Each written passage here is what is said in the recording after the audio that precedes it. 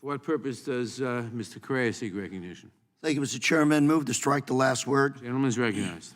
Mr. Chairman, just last week, we had a bomb threat at one of our local high schools.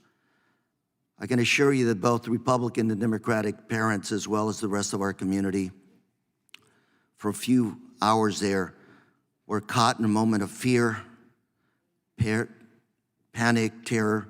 All of us feared. We feared for the health of our children, lives of our children. And we all prayed. We prayed that our local police officers would be able to do their job, to protect our children, and to make sure there was no harm would come to them. These stories are just all too common in nowadays. Some of them have good outcomes and some of them do not.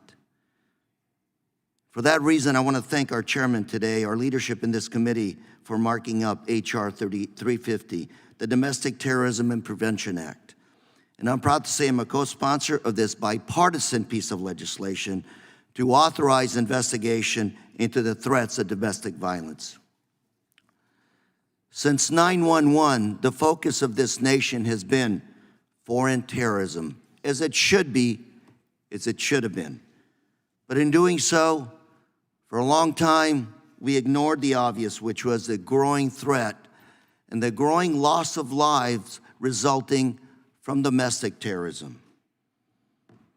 Domestic terrorism now accounts for more lives lost than foreign terrorism.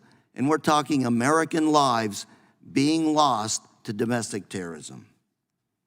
Today, we start at the beginning. We start with the facts. We start researching this issue and making sure we put the resources in place to stop any threats, any violence due to domestic terrorism. I want to thank the authors for this measure, and I hope my colleagues here fully support this measure that will protect and save American lives. Mr. Chairman, I yield. The gentleman yields back. For what purpose does Mr. McClintock seek recognition? To speak on the bill. Gentleman